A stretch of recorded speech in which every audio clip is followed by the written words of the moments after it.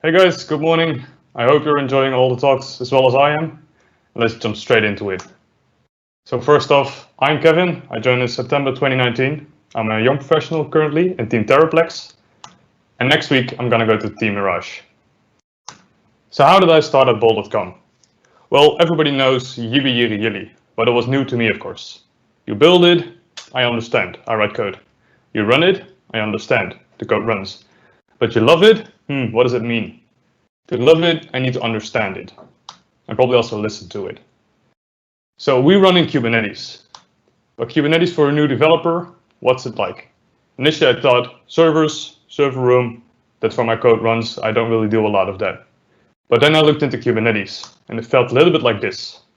Clusters, volumes, pods, all of this knowledge, it felt like this cup of coffee. Filled up, I understood, filled up more, and then it was like, that's quite a lot of information, I can take it. So this was me 9 months ago. I didn't understand a lot of Kubernetes, but I wanted to know about it, so I started reading up onto it. And this is how I felt like after 6 months. I thought I got it a bit. So today I'd like to teach you how to stay cool when it breaks. We will look at scenarios where we need certain Kubernetes knowledge. We will look at where to find the logs, where to see Kubernetes-related errors, definitions. But I do have to tell you that we won't be Superman, because Kubernetes is really complicated. And to explain all of that, that won't be possible, because I definitely don't know all of it. But we will be like this. We will be confident, and we know what to do in production with all our Kubernetes resources. And I'd also like to do a shout out to Team Watt, as these are the real heroes. They manage all our clusters that run in Google Kubernetes engine, and you can find them on Google Chat. But please do remember to follow their Jira ticket procedure, as they're always quite busy. So Kubernetes, what is it actually? Well, it basically boils down to container orchestration. And if you look at Docker, it manages your single computer, where Kubernetes manages a cluster of nodes, where both it manages the hosts, but also the containers running on the cluster. It provides resources, it does scheduling, and it also does scaling of your workloads. Where you can see in the image, we can have multiple hosts, where each host can host multiple containers. So how do we talk to Kubernetes? Well, we use kubectl, kubecontrol, kubectl. It's all basically the same. It's a tool that basically talks to the Kubernetes master over HTTP with REST. And you can see a couple examples at the bottom. We can look at the pods, we can describe a certain pod, and what these do we'll look at later in the presentation. So another thing that we need is namespaces. Our projects in Bol.com live in a Kubernetes namespace, where a namespace looks a little like this. You can just list all of the namespaces, or I used an alias, kubeNS, and they host our pods, jobs, cron jobs, and everything. And that looks a little like this, where we can just list all the resources, or I used kubectl get all, and we can see our pods, our databases, but also the cron jobs. And another important thing is the resource quotas. So you can only have pods with a certain resource quota in your namespace. And when you exceed the quota, you won't be able to schedule your pods. So you have to up your quota. And this is quite important later on when you have a lot of resources in your namespace. So this cluster that we're talking about, what is it exactly? It is simply a collection of nodes with a Kubernetes master and a set of worker nodes, where the worker nodes host your computation. So let's look at finding our namespace. Where is it exactly? We created a new project. Now we need to know the cluster. So we've got an example. We've got the namespace white spots, and we want to see which cluster it is. We've got a couple of options. The first option is R2D2. We run the R2D2 spec, and we can see that it said Kubernetes settings primary pro EW4002. That's the cluster. Pretty clear. But we can also guess the cluster, right? So let's look at how that works. We can go to a terminal, and we can go to, for example, the staging cluster. And in the staging cluster, I can type kubeNS white spots, and I can see that there's no namespace with the name white spots. So then I go to a different cluster, or I named it staging v2. And we can also type Kubernetes white space. And there it is, we found it. And now you're thinking, a second cluster? Yes, we have multiple clusters since a couple months ago.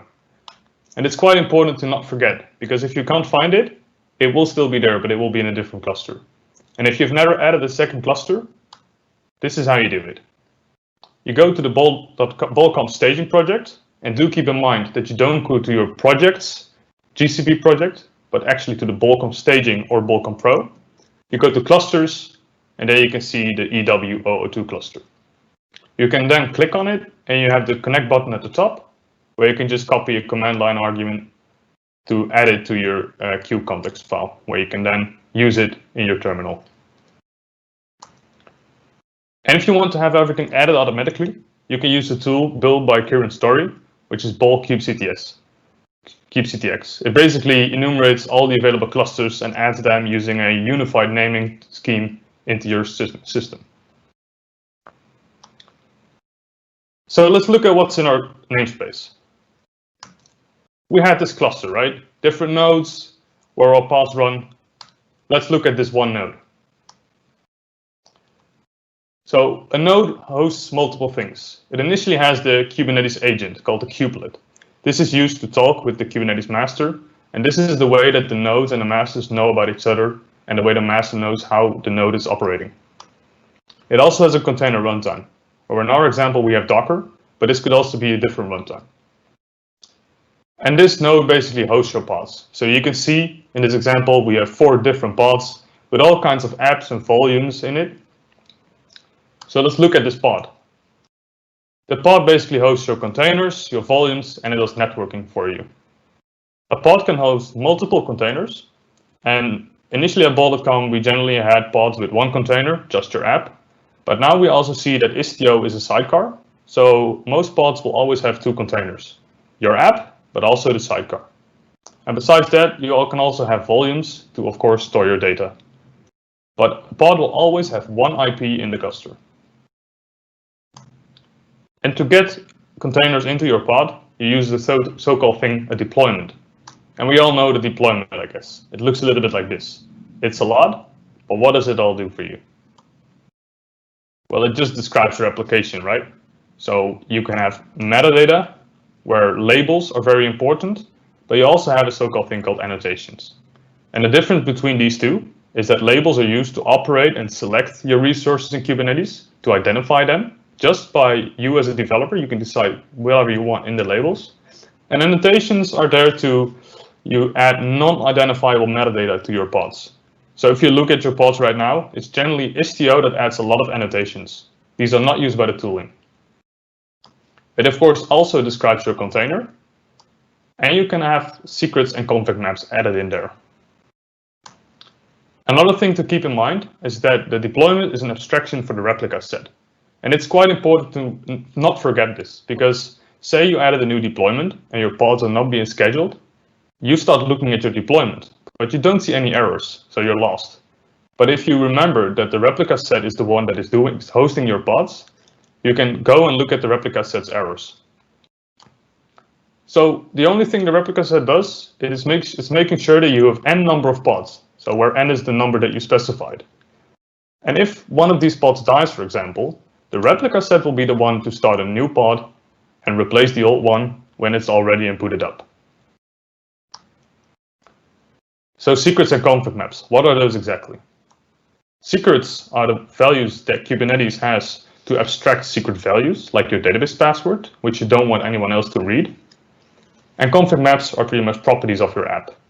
You can separate and deploy these loosely coupled from your app, and you can also change config maps on the fly. And if your app supports it, these can even be hot reloaded, which is really useful. And you also have the so-called thing config map secrets cheat sheet within bol.com. And the reason why we have this config map secrets cheat sheet is because we are not permitted to read secrets ourselves in our namespace. So if you added a secret and you want to know where it is or what the name of it is, you can look into your config maps and look out the secrets cheat sheet with an example on the right. You can see all kinds of secrets and where they come from, which is very useful. So now let's look at our pods. And we will use kubectl. So I will go to the staging cluster using kubectx, which I had an alias for. And currently we're in the namespace memento. If we want to look at all the resources, we can simply type kubectl get all.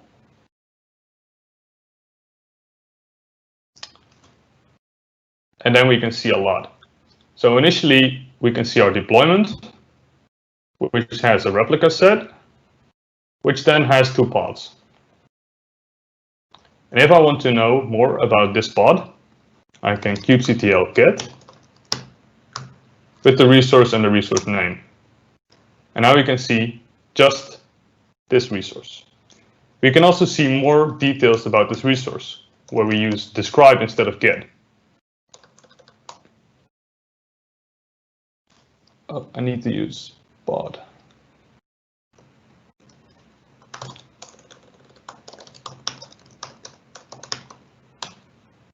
So there we go. Now we can see a lot of information about our pod, where we can, for example, see that we are using this image and we have these quotas. And we can also see that it got killed by Kubernetes. Say, for example, that we now want to get the logs of this pod because we saw that it was erroring out. So initially you might think that you can just type this. But of course, this doesn't work because that pod is not there. So I will type logs. So now we've got an error. But what is this error exactly? Well, if we read it, we can see that we had multiple containers in one pod. So it says choose one off, or we can either choose the Istio proxy or just our app. And if we use our app, we can instantly see our logs, which is very useful, of course. So what did we see? Everything in Kubernetes is a resource, and we can expect these with get. But we can also see details of these resources with describe, where describe bundles a lot of information from all kinds of sources within Kubernetes to give you a detailed output about your resource. And to check the logs of the app, we can pretty much just start kubectl logs where we have the resource. But do keep in mind that you sometimes have to add the container name if you've got multiple containers. So now that we've got our app deployed, we can look at it, we see that it's running, let's expose it to the world. To expose our app, we use services. And services work by exposing pods using a label selector. So we know about labels, that they identify our pods. Now we're going to look at the label selector, which uses labels to find the pods. If we look at the top deployment, we can see that there are 3 pods. They are labeled with app equals B, and the service has a label selector with app equals B. So this service will look for pods where it has the label app B, and using those labels, it will find 3 pods, and it will then route to those pods whenever it's got a request on the service. The reason why you want this is because pods are not long-lived in Kubernetes generally. Whenever the node dies, a new pod gets restarted, and it will have a different IP. Whenever you roll a new deployment, it will have a new pod, so it will also have a new IP. The services, on the other hand, they are in Kubernetes, and you can just reference those using their name, and that won't change. But they will dynamically change the IPs that it's routing to on the pods, so that's very useful. You can also have a load balancer type service, but do keep in mind that these are actual GCP resources, so they cost money and they also take up IP space. This is generally how it works. So you have your service, your load balancer, and the load balancer will route to the service, where the service will then do its magic to find the pods automatically and route your request to that. And if you look at the R2D2 style of a KHS service, it initially has a user endpoint, and then it has a service endpoint. The difference in these two is that the service endpoint is the one that matches and looks for your pods, and the user endpoint is the one that exposes the service endpoint using the web. If you expose it to DC using the expose to DC true flag, it will become a load balancer within Kubernetes. And if you have the customer-facing flag enabled, it will be under the bol.com domain. And if it's internal, it will become under the bol.io domain. So that's where you can find all your services. So now let's look at deploying and scaling. Whenever we want to deploy a new version in Kubernetes, we can take our deployment YAML that we saw earlier, and we use the kubectl tool to apply the file. So we type kubectl apply-f deployment YAML. In this way, Kubernetes will accept your deployment file if it's correct, and it will automatically start upgrading your app. And the way it does it is by starting a new version of your pod and then replacing the old one. So we have a new app with a new IP, and the service picks it up because it's got the correct labels. When it's started up, it will kill the old version, and then it will start a new one at the bottom node. When that's good, it will also replace the old one. And if everything goes well, it will eventually replace all pods, and these will all have new IP addresses, and the service will start automatically routing to it. And now let's look at resiliency. We've got a liveness probe, which is an endpoint that you have to configure, which Kubernetes will, at certain intervals, poll to see the status of your pod. If it is false and if it returns an error, it will restart the pod after a certain amount of times. This is due to the liveness probe, meaning, is your pod still healthy or is it not even responding anymore? It will then just try to reboot it. We've also got a readiness probe. And the difference in this is that it is just there to see if it's able to accept traffic. And if this one fails, it will take the pod out of the service, so it will not get routed to, but it will not get killed. And the thing to also keep in mind with these probes is that they always are there. So it's not like whenever your pod is deployed, the readiness probe stops. It will always be polled. Same with the liveness probe. And the different thing is pod anti-affinity. These are rules for pod scheduling. And now you ask yourself, why do I mention this? And what is this pod anti-affinity? Well, it's actually quite important because you've got this illusion that whenever you have a deployment with two replicas, that your pod is resilient. Because if one goes down, you still have the other one. But we don't know where our pods get scheduled on which nodes. So what if we have two pods, because we had two replicas, but they're on the same node? What will happen if the node just goes down?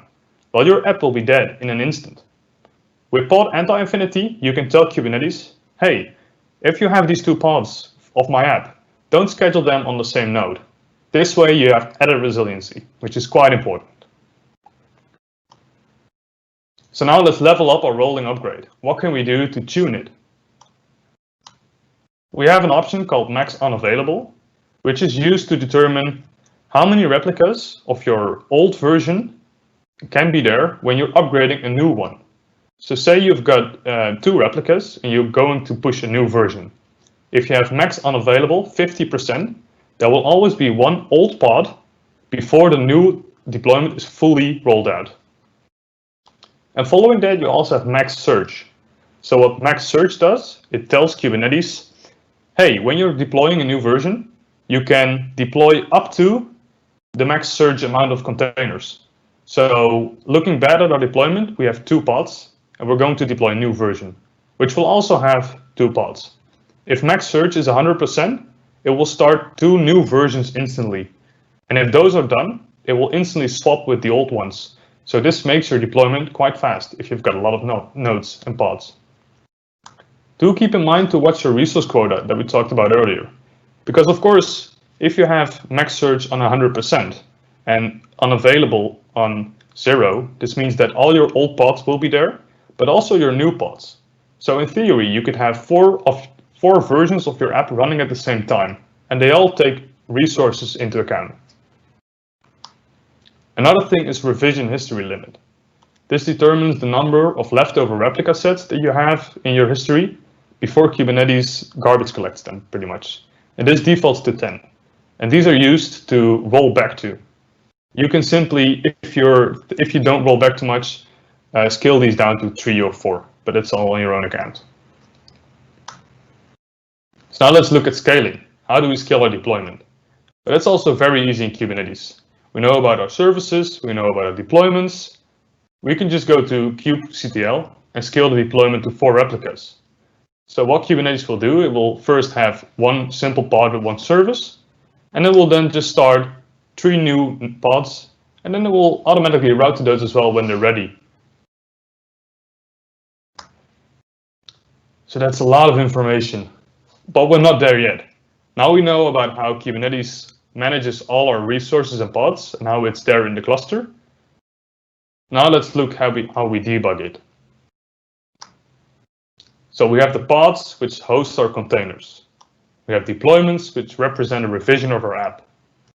We have labels that act as tags to identify resources, and we have the service that exposes our app. What else is very useful here?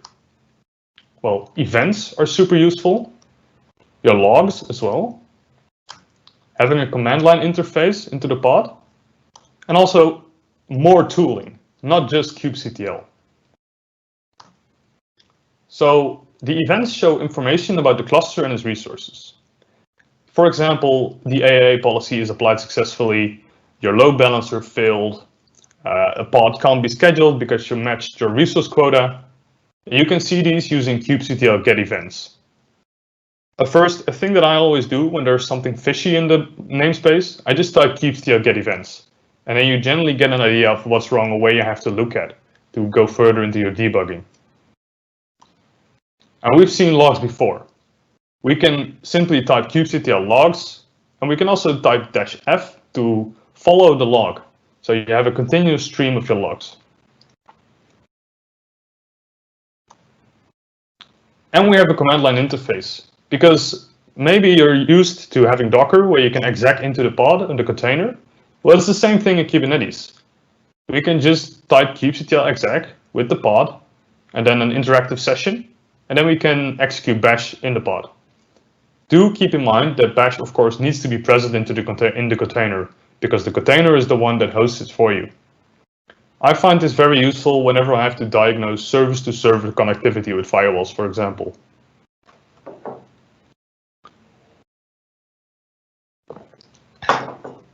And now extra tooling.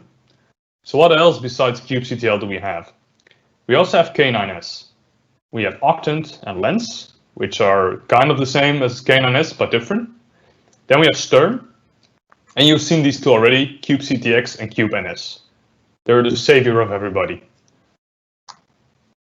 So let me show you about K9s.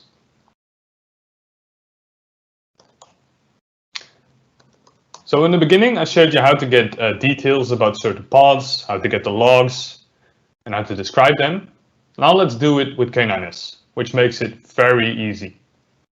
It takes up a bit of time to start, but now we can see all our pods in our namespace. We see the database again, we see the cron jobs, and we also see the pods of our app. And if I press enter, I can simply go into the pod.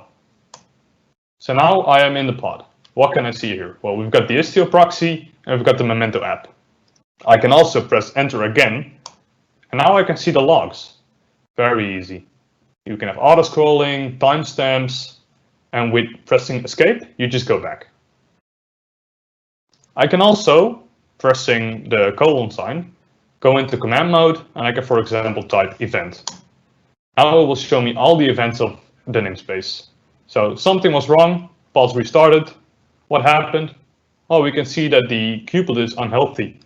So if you look at it at the event, pressing enter again, we can see that the liveliness probe failed with status code 500. Very useful and way faster than before.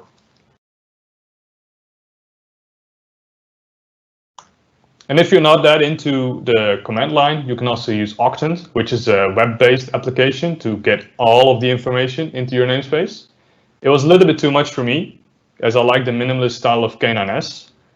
But if you're into this, you can definitely check them out. You also have Lens, which is kind of the same, but it's a Electron-based app. Also very useful, but again, it was a little bit too much for me. And we've got Stern. This is super useful. So we've all got 2 pods in production, right? And we want to check the logs of the pods. But if we type it out on our terminal, we can only stream the logs of one pod. And if you go to K9s, we can only look at one pod. But with Stern, you can look at multiple pods at the same time, and also over multiple namespaces. And this uses the label selector as well. So you see the -l app equals memento. This targets all the pods which have the label app equals memento. And you can see that we have the DB1 and the DB0 both outputting the logs to the terminal. Super useful. And lastly, I'd like to talk about kubectx and kubeNS. If you followed the Getting an App into the Cloud, you already have these tools. If you haven't, do check them out. What these make you do is they get you to easily switch contexts and namespaces. So we've got multiple clusters and multiple namespaces. With kubectx, we can switch to a different cluster. And using kubeNS, we can switch the namespace. So we can go from test to prod on the Fox cluster. And you've seen me do it, but it looks a little bit like this. You've got autocomplete, you can quickly switch, and you can do everything you'd like. So that was it. That was a deep dive into Kubernetes and how we can more comfortably look at our pods and debug and check what's happening. I'd like to give everybody with kids that in lockdown the following story. So if you want to get your children into Kubernetes, do look at Fifi Goes to the Zoo. It's a CNCF story. It's very nice. And did you know that KHS stands for Kubernetes? Not because 8 sounds like Kubernetes, but because Kubernetes is simply 8 characters long. That was it. Thanks a lot. Thank you so much, Kevin. Looking to the Q&A, I think you had a very clear story because you don't have any unanswered questions. So thank you so much for your presentation, and thank you all to the listeners, and I hope to see you in the next meeting. Thank you.